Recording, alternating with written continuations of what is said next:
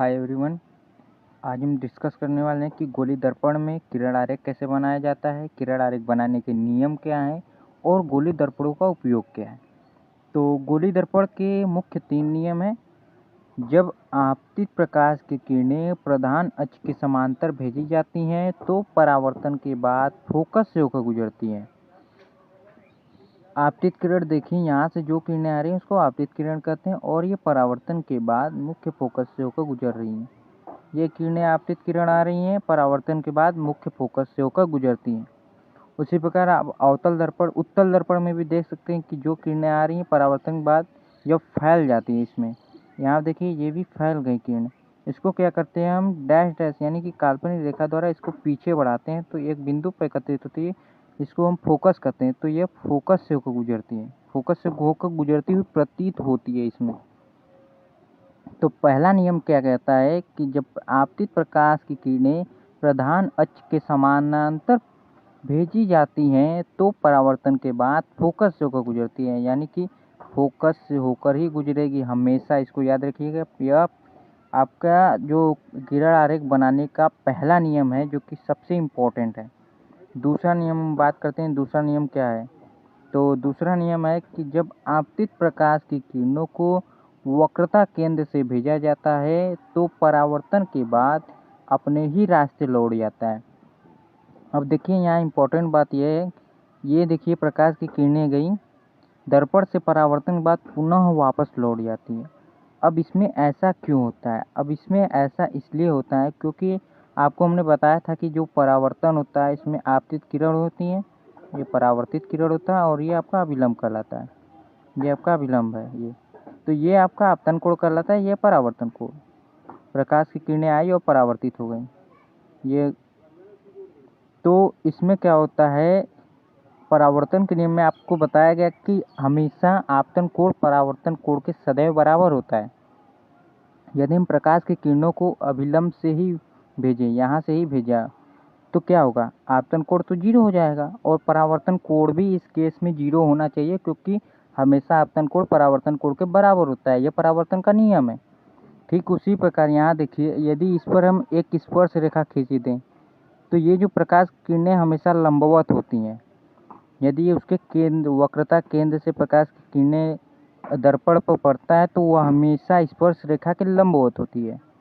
Same वही काम जो कि यहाँ परावर्तक तल कर रहा है, यहाँ स्पर्श रेखा कर रही है और ये अभिलंब का कार्य कर रहा है, यानी कि यह आपका आपतन कोण इसमें 0 होगा। ये जो किरणें जा रही हैं इसमें आपतन कोण 0 है, इसलिए परावर्तन कोण को भी 0 होना पड़ेगा। इसलिए यदि किरणें गईं तो पुनः टकरा कर वापस लौटना ही पड़ेगा इसको। तो इसको क्या कहते हैं, यह आपका गोली दर्पण जो किरण आरेख बनाने का नियम है, यह आपका दूसरा नियम है जो कि बहुत ही इम्पोर्टेंट है। इसको ध्यान से समझिएगा। यह नियम क्या कहता है कि यदि प्रकाश की किरणें वक्रता केंद्र से गुजारी जाएंगी तो यह पुनः उसी रास्ते से वापस चला आएगा। इसको प्रकाश के किरण आरेख की जो द्वितीय नियम कहते हैं। ऐसा किस लिए होता है इसके बारे में हमने डिटेल में बात किया कि आपतन कोण हमेशा इसमें 0 होता है और परावर्तन कोण भी 0 होता है क्योंकि यह हमेशा स्पर्श रेखा के लंबवत होती है। इसको अगर हम इधर भी ऐसे भी करें तो यह भी लंबवत होगा। यहाँ से भी अगर वक्रता केंद्र से गुजरेगा तो क्या होगा, यह पुनः उसी रास्ते पर वापस चला जाता है। आई होप कि सेकंड नियम अच्छे से याद आया होगा, आपको अच्छे से याद हो गया होगा। बात करते हैं थर्ड नियम की। थर्ड नियम क्या है? थर्ड नियम, फर्स्ट नियम यदि आपको याद होगा, फर्स्ट नियम क्या है कि मुख्य अक्ष के समानांतर आने वाली प्रकाश की किरणें जो होती हैं मुख्य फोकस से होकर गुजरती हैं परावर्तन के बाद। ठीक वही नियम थर्ड नियम है जो कि उसके उल्टा है। उल्टा क्या है?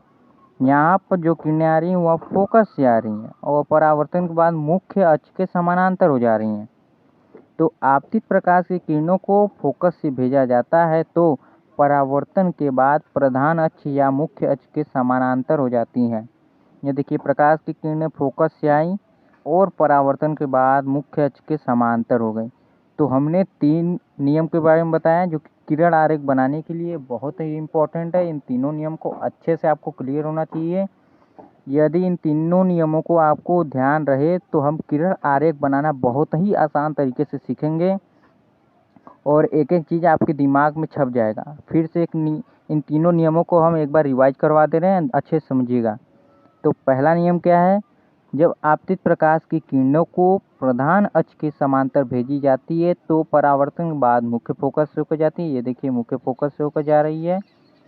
सेकंड नियम क्या है, जब आपतित प्रकाश की किरणों को वक्रता केंद्र से भेजा जाता है तो परावर्तन के बाद अपने ही रास्ते लौट जाती है। ये देखिए प्रकाश की किरणें गई, परावर्तित हुआ, फिर वापस लौट आई। यह आपका सेकंड नियम है। थर्ड नियम क्या कहता है, जस्ट उल्टा फर्स्ट नियम का, जब आपतित प्रकाश की किरणों को फोकस से भेजा जाता है तो परावर्तन के बाद प्रधान अक्ष के समांतर हो जाता है। ये देखिए मुख्य फोकस से भेजा गया और प्रधान अक्ष के समांतर हो गया। प्रधान अक्ष इसे कहते हैं जो कि फोकस और वक्रता केंद्र से गुजरती है, उसी रेखा को हम प्रधान अक्ष या मुख्य अक्ष कहते हैं।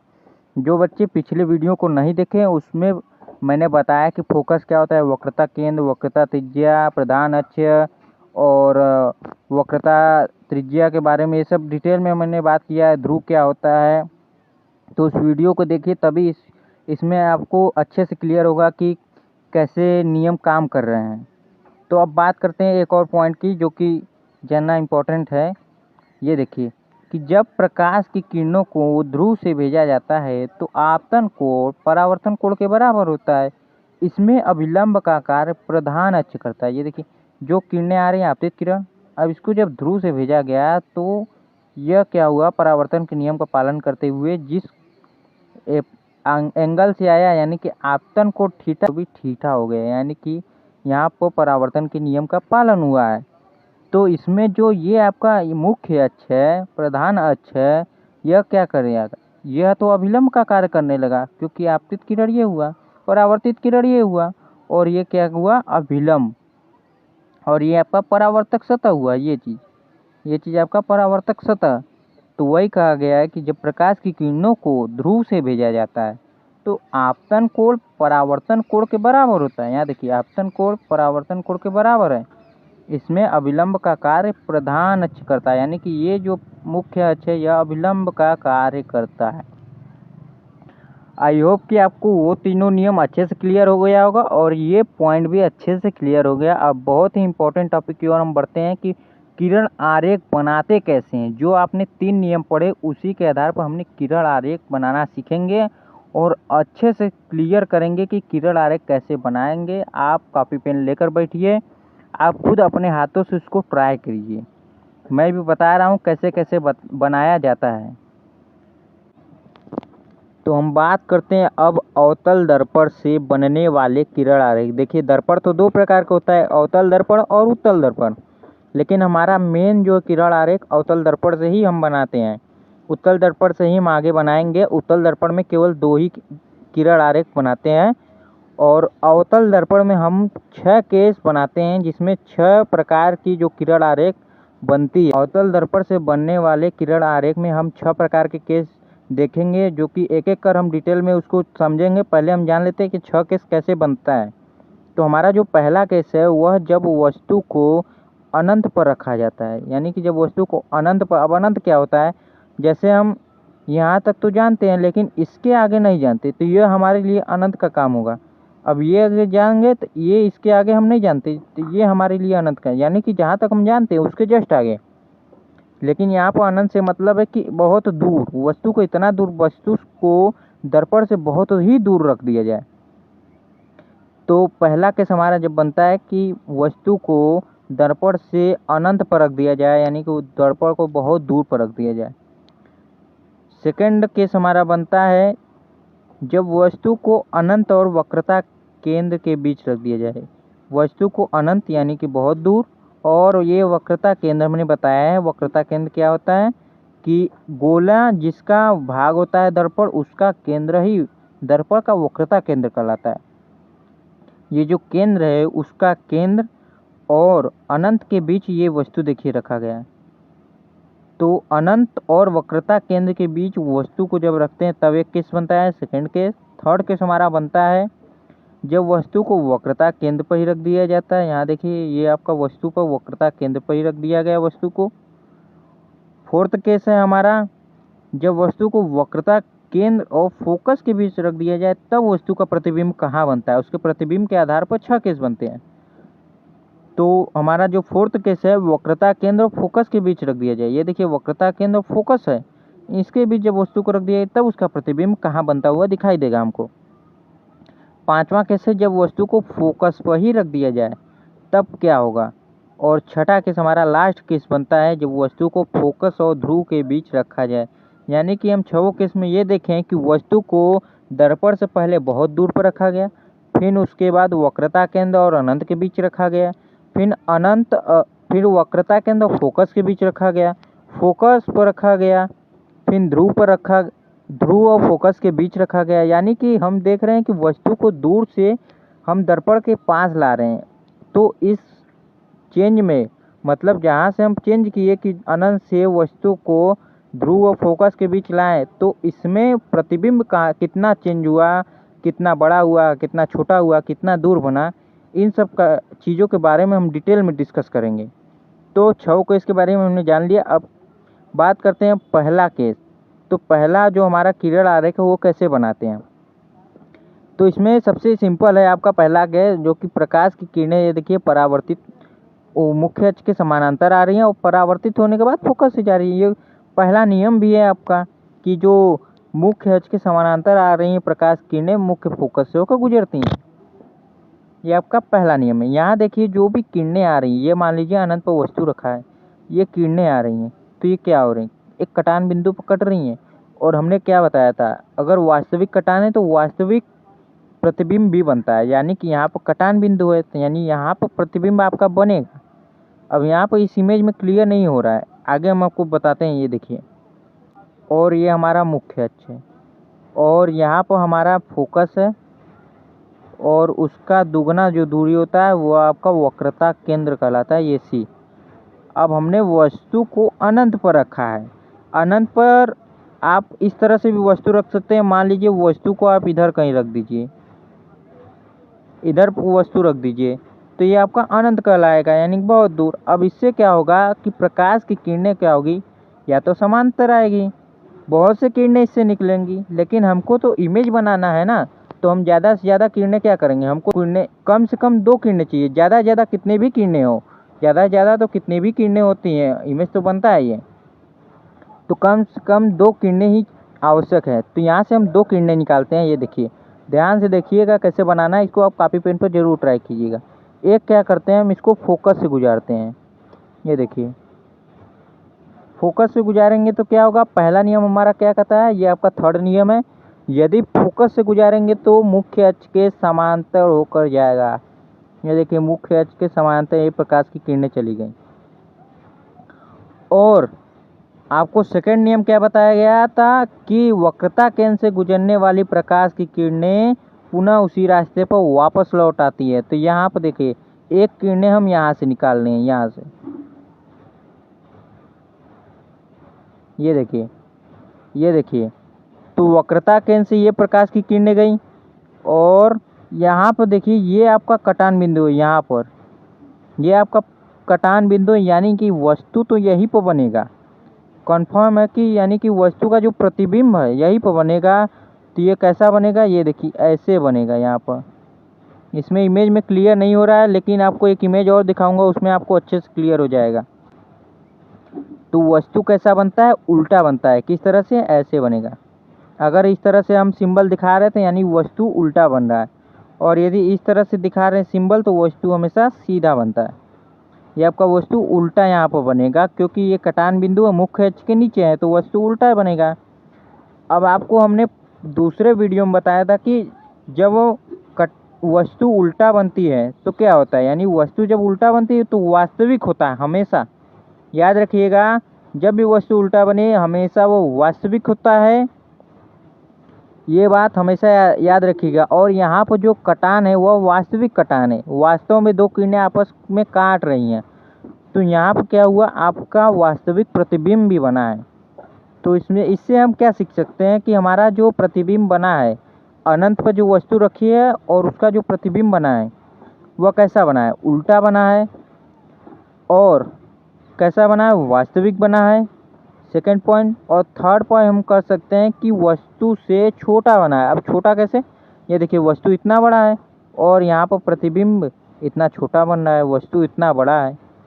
इसको अगर हाथ से बनाएंगे तो अच्छे से आपको क्लियर हो जाएगा कि वस्तु से जो प्रतिबिंब बना है वह छोटा बनता है, उल्टा बनता है और वास्तविक बनता है। यदि आप यदि इस तरह से इमेज को आप अच्छे से बनाकर और इस 3 पॉइंट को लिख देंगे तो आपको पूरे नंबर बोर्ड में दिया जाएगा।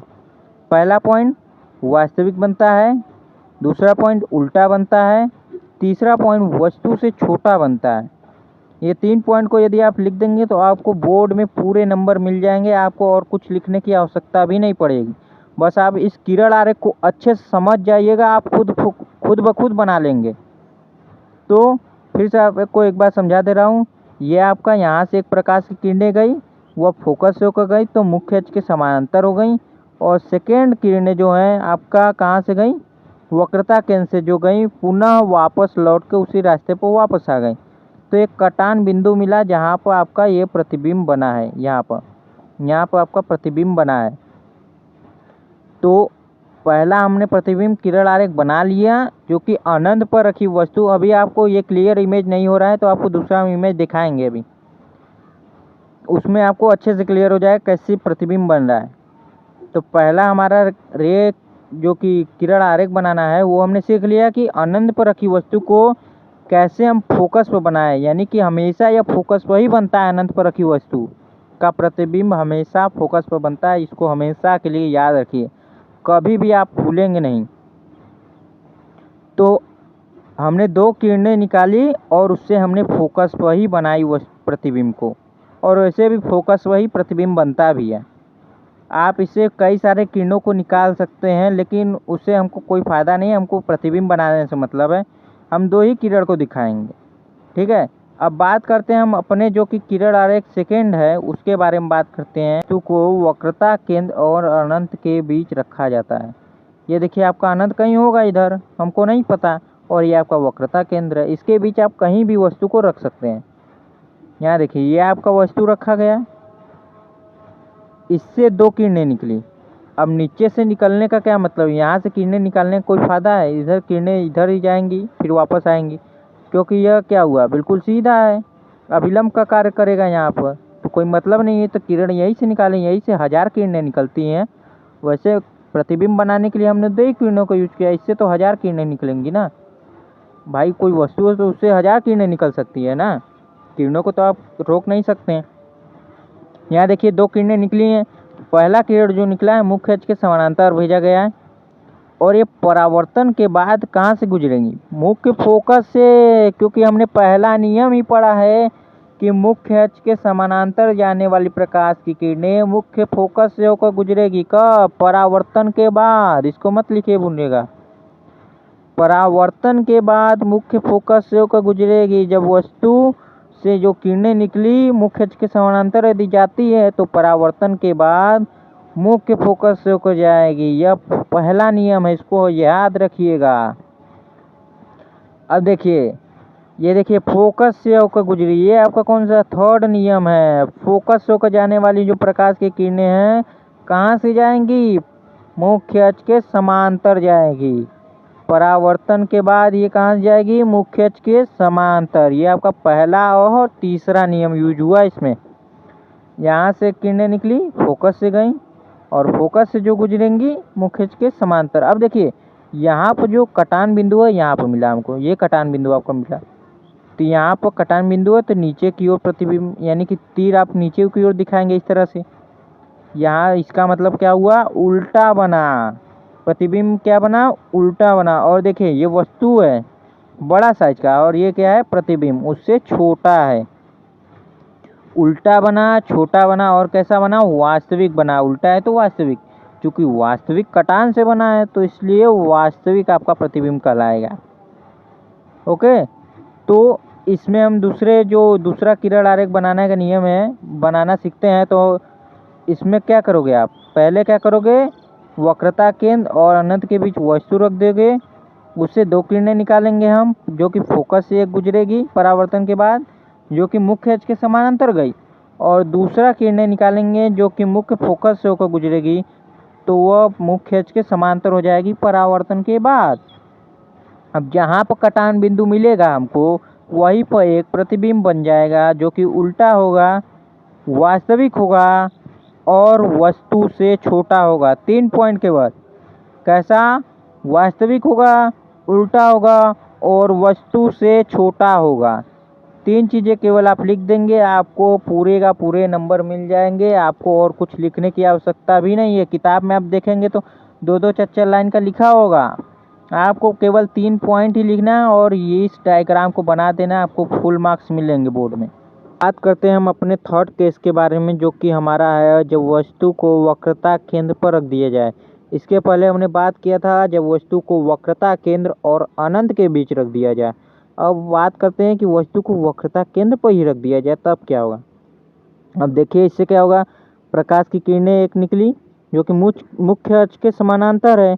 कहाँ से जाएंगी? फोकस से। पहला नियम।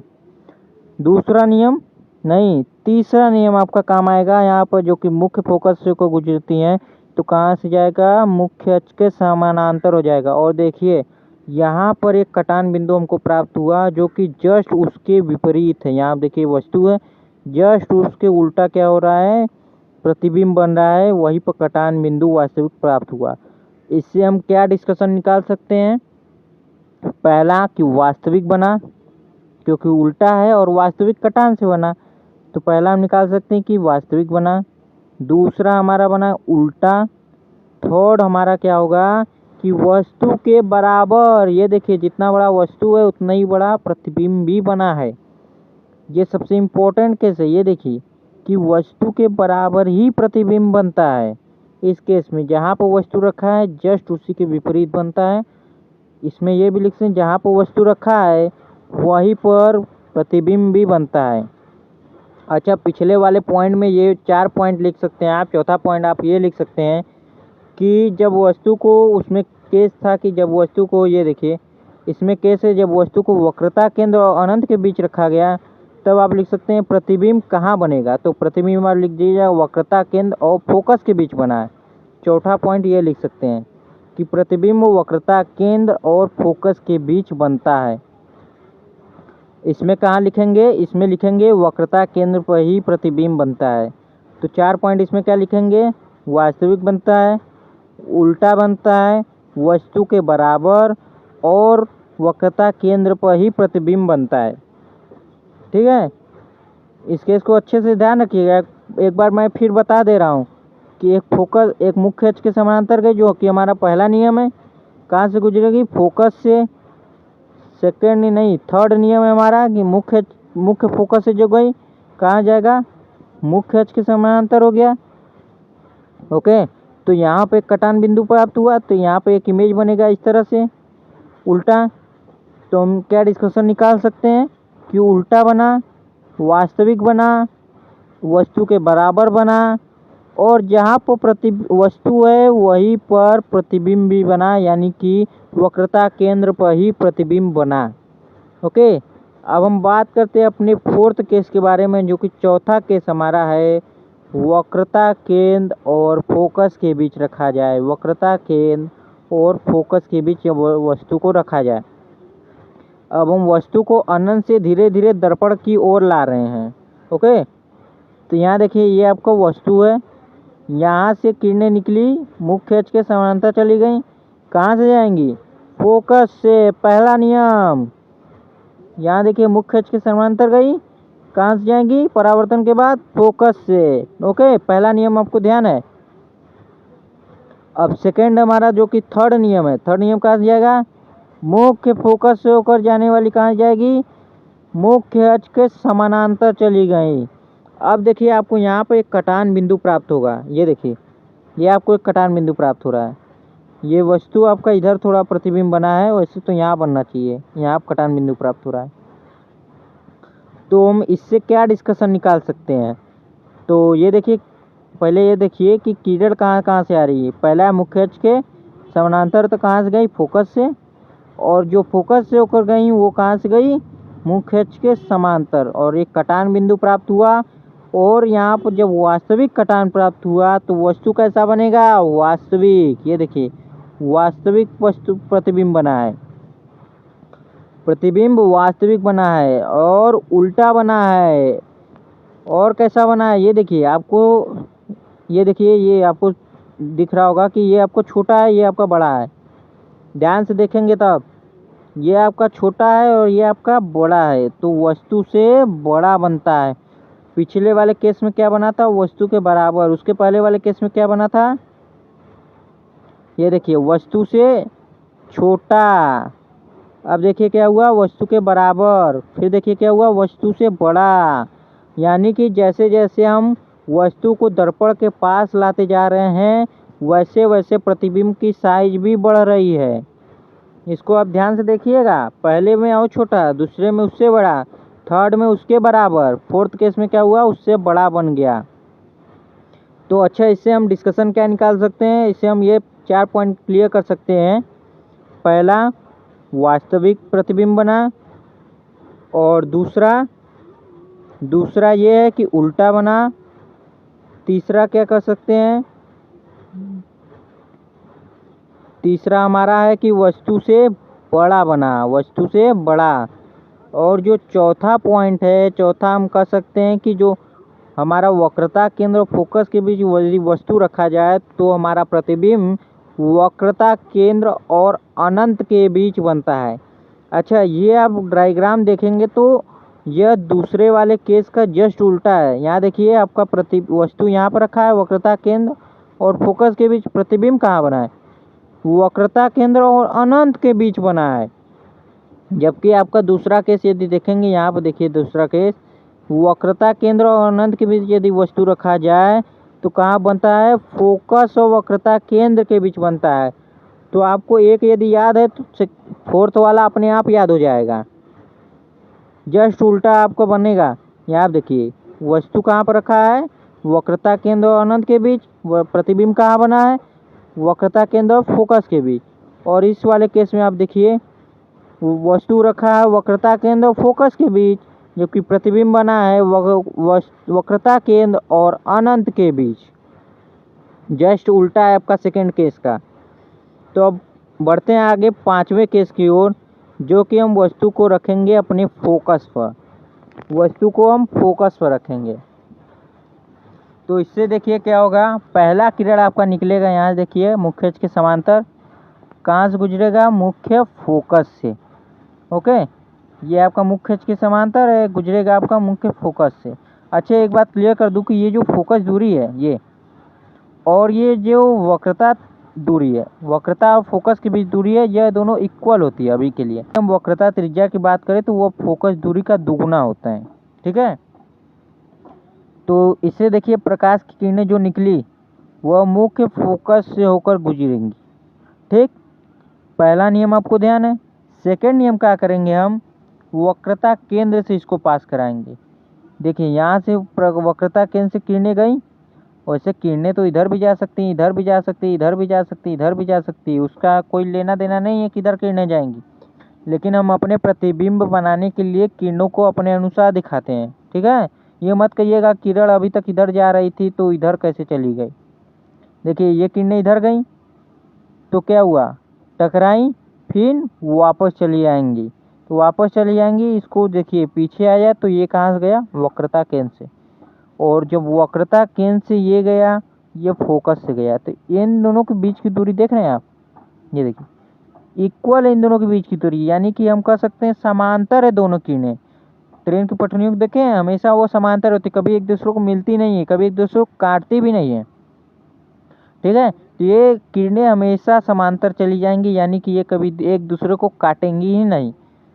कहाँ पर काटेंगी, अनंत पर काटेंगी, क्योंकि ये एक दूसरे को अनंत पर काटती हुई मिलेंगी, क्योंकि ये एक दूसरे के समांतर हैं।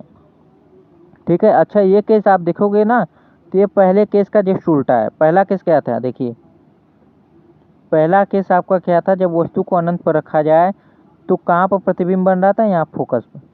ठीक है, जब वस्तु को अनंत पर रखेंगे तो कहाँ बनेगा प्रतिबिंब, फोकस पर बनता हुआ दिखाई देगा। केस का जस्ट उल्टा आपका पांचवा केस है कि जब अनंत पर यदि वस्तु को रखा जाए, तो यहाँ पर देखिए पहला केस में क्या बना कि अनंत पर यदि वस्तु को रखा जाए तो कहाँ बन रहा है, फोकस पर। ये देखिए फोकस पर बनता हुआ हमको दिखाई देगा।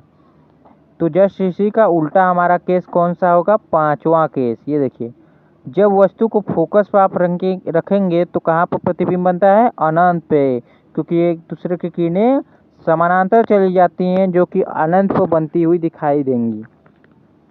ठीक है, तो आपको देखिए 3 5 हमने बताया, उसमें से 2 जस्ट उल्टा है, यानी कि आपको कितने ध्यान रखने हैं, 3।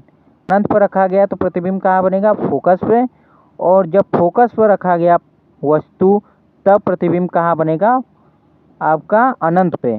और जो सेकंड उसमें बताया गया था, सेकंड क्या था कि जब वक्रता केंद्र और अनंत के बीच रखा जाए तो कहाँ पर प्रतिबिंब प्राप्त होगा, फोकस और वक्रता केंद्र के बीच। जस्ट उसका उल्टा, जब वक्रता केंद्र और फोकस के बीच वस्तु रखेंगे तब कहाँ बनेगा, तब आपका वक्रता केंद्र और अनंत के बीच। इस केस में हमने 4 पॉइंट नहीं बताए कैसे कैसे लिखना है, तो इस केस में आपको क्या लिखना है, ये देखिए कि जब फोकस पर वस्तु रखी गई तो प्रतिबिंब कहाँ बनेगा, वैसे तो मुख्य अक्ष के इधर बन रहा है, यानी कि उसका उल्टा बनेगा और वास्तविक बनेगा।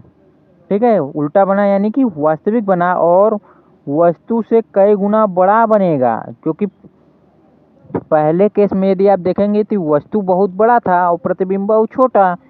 तो उसी प्रकार यहाँ पर जो वस्तु है वो छोटा है, तो वह प्रतिबिंब अनंत पर बड़ा बनता हुआ जरूर दिखाई देगा। ओके, तो पहला पॉइंट उल्टा, दूसरा पॉइंट वास्तविक बनेगा, थर्ड पॉइंट कैसा बनेगा, वस्तु से बहुत ही बड़ा, और चौथा पॉइंट जो बनेगा प्रतिबिंब आपका अनंत पर बनेगा। ठीक, अब हम बात करते हैं अपना जो लास्ट है, लास्ट ये बहुत ही इम्पोर्टेंट है। ये देखिए इसको हमने फोकस और ध्रुव के बीच रखा है।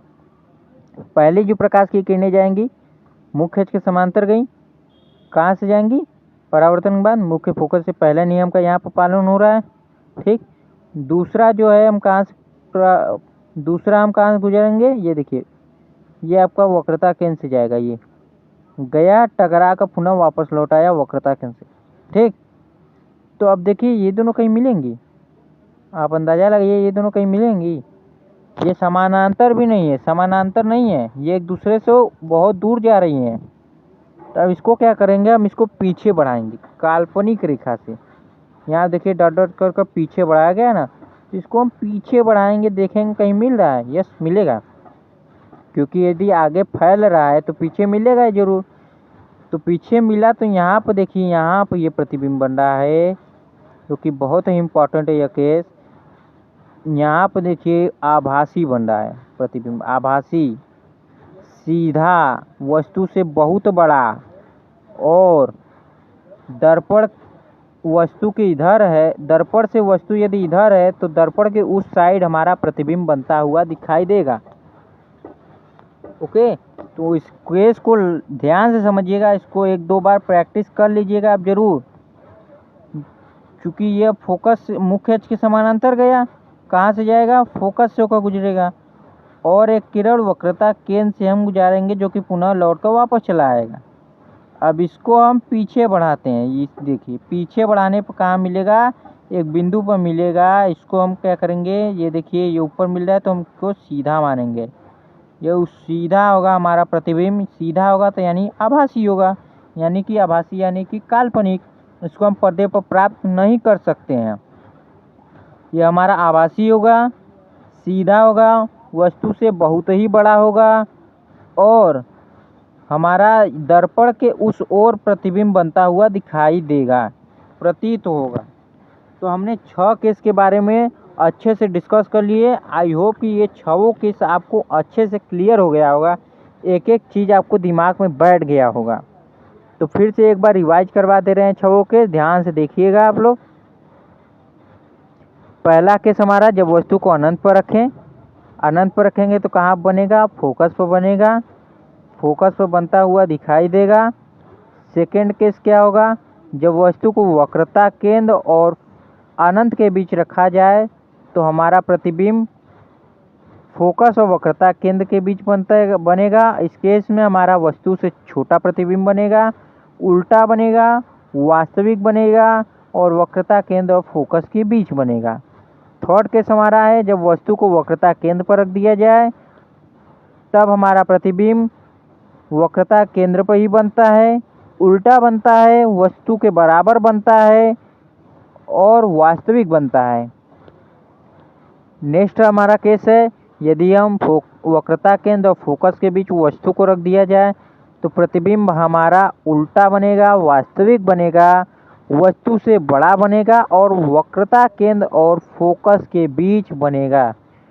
अगला है हमारा जब फोकस के बीच रखा जाए तब वस्तु हमारा अनंत वस्तु यदि फोकस पर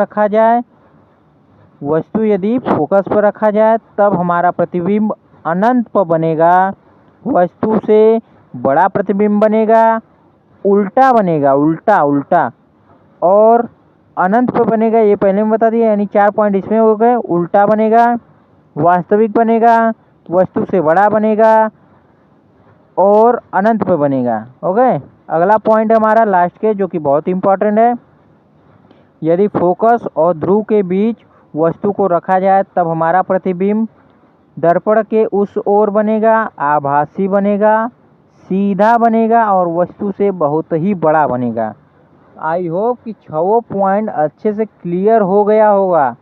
इन 6 पॉइंट को अगर ध्यान रखेंगे और 3 नियम अच्छे से क्लियर होगा तो 6 पॉइंट अच्छे से क्लियर हो जाएंगे। इसमें घबराने की बात नहीं है। इसको 1-2 बार कॉपी पर बना कर देख लेंगे अपने से, आपको खुद समझ में आ जाएगा कि यह कितना आसान है। ओके,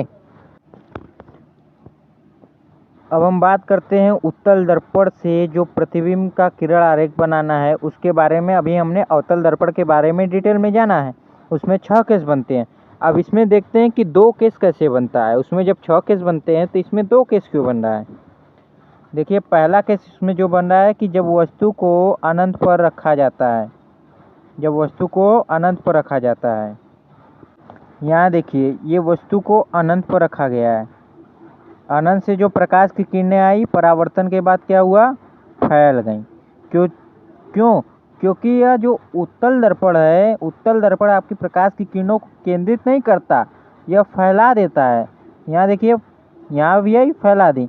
अब इसको क्या करते हैं, पीछे बढ़ाते हैं डॉटेड लाइन से, जो कि काल्पनिक रेखा है। इसको पीछे बढ़ाते हैं, यह आपका फोकस व केंद्रित होता है। यानी कि जो अनंत से आ रही प्रकाश की किरणें और वस्तु यदि अनंत पर रखा है तो उसका प्रतिबिंब कहाँ बन रहा है, यहाँ पर भी फोकस वही बन रहा है। यानी कि पहला केस जैसे उसमें था इसमें भी पहला केस वही है। अनंत पर जो वस्तु रखी है उसका प्रतिबिंब आपका फोकस पर बनता हुआ दिखाई देगा यहाँ पर।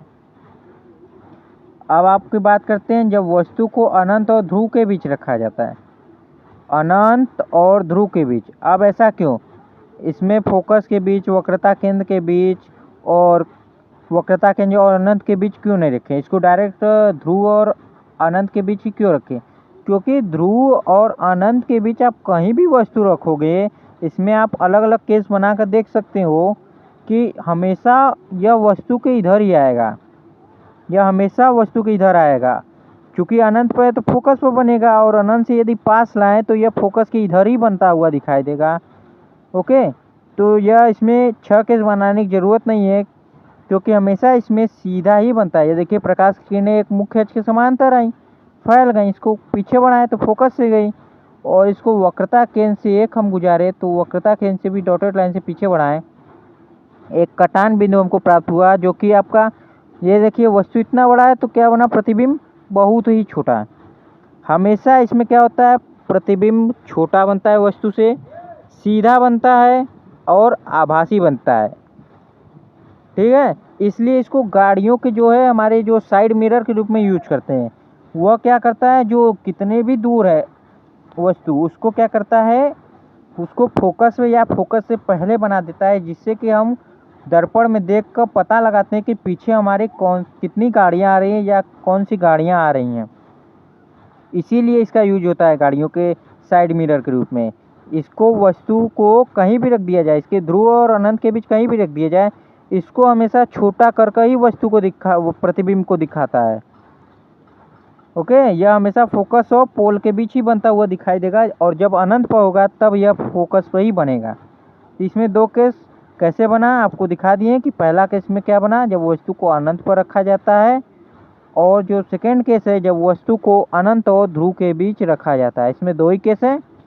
आई होप कि इसको भी अच्छे से क्लियर हो गया होगा आपको, और ये बहुत ही सिंपल है दोनों केस, इसमें कोई भी याद रखने की आवश्यकता आपको नहीं पड़ेगी।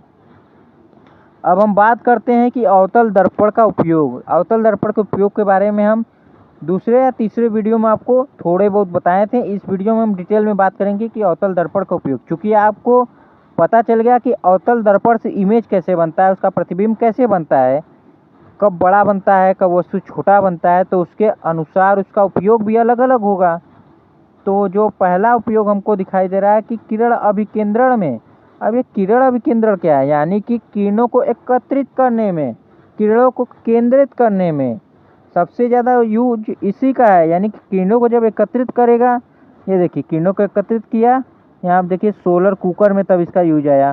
किरणों को एकत्रित करेगा तभी हमको एक जगह प्रकाश इकट्ठा होता हुआ दिखाई देगा, जिससे ज़्यादा प्रकाश होगा। अब देखिए किरण अभिकेंद्रण में तो आपको वहाँ पर नियम में भी बताया गया था कि वहाँ पर फोकस पर सारी किरणें एकत्रित हो रही है, तो वो भी किरण अभिकेंद्र था। और दूसरा जो है रोगियों के नाक, कान व गले की जांच करने के लिए इसके दांत को अब जूम करके दिखा रहा है। अब जूम कब होगा, जब हम वस्तु को, इस केस में आप देखिए यहाँ पर, जब वस्तु को फोकस और ध्रुव के बीच रख दिया जाए तो सीधा बन रहा है और वस्तु से बहुत ही बड़ा दिखाई दे रहा है। वही केस का यूज यहाँ पर हुआ है। ये देखिए जब दर्पण को दांत के बिल्कुल करीब रखा गया है तो वस्तु से बहुत ही बड़ा दिखाई दे रहा है प्रतिबिंब, जिससे कि हम अच्छे से क्लियर कर सकते हैं कि दांत में क्या प्रॉब्लम है। इसलिए इसका यूज हम रोगियों के नाक, कान व गले की जांच करने के लिए करते हैं।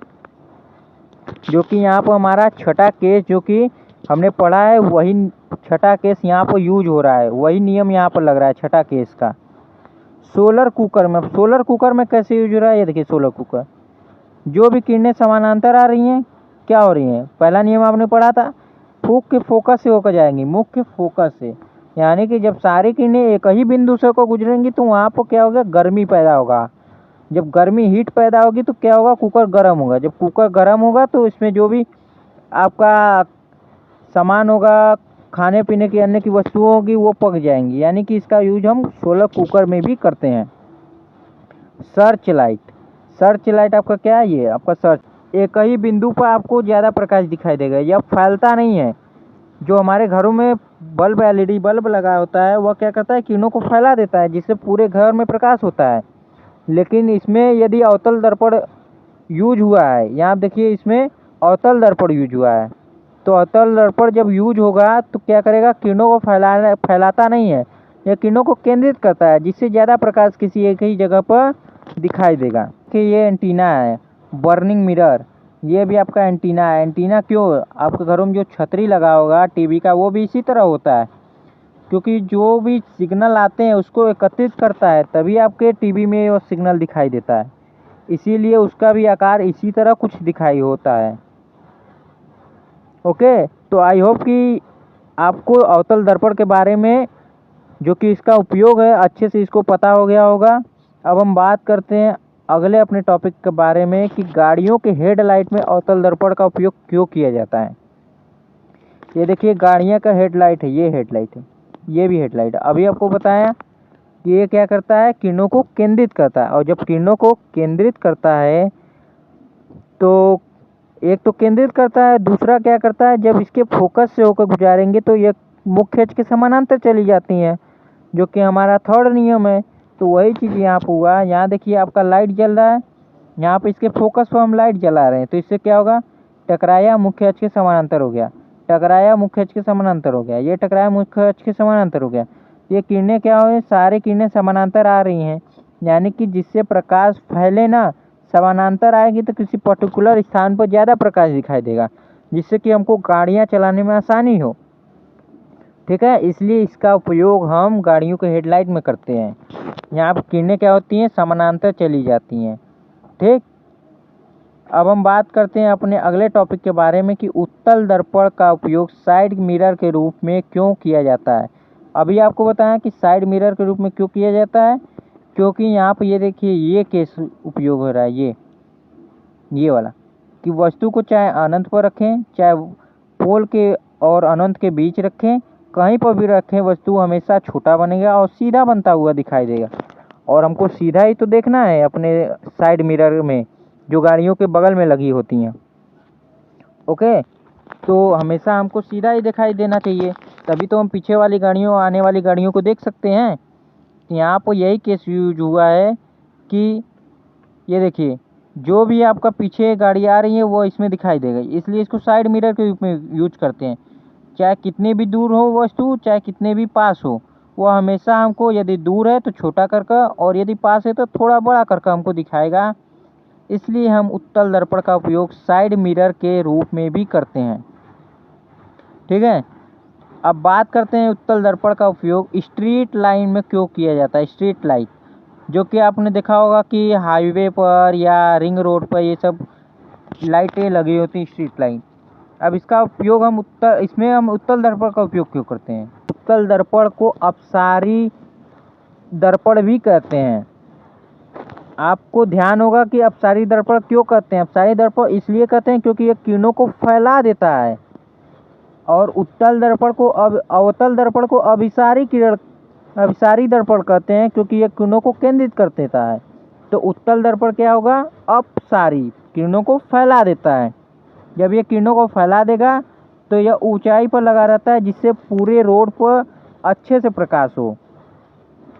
यहाँ देखिए ये 3 लगा हुआ है, यानी कि अच्छे से प्रकाश होने के लिए इसमें उत्तल दर्पण का उपयोग करते हैं, जिससे और अच्छा प्रकाश दिखाई दे, जिससे हमको वाहन चलाने में कोई भी असुविधा ना हो।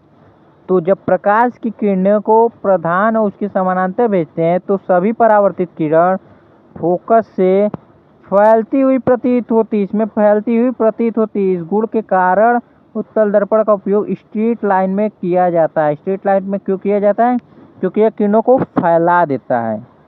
ओके, आई होप कि आपको सारी बातों के अच्छे से क्लियर हो गया होगा।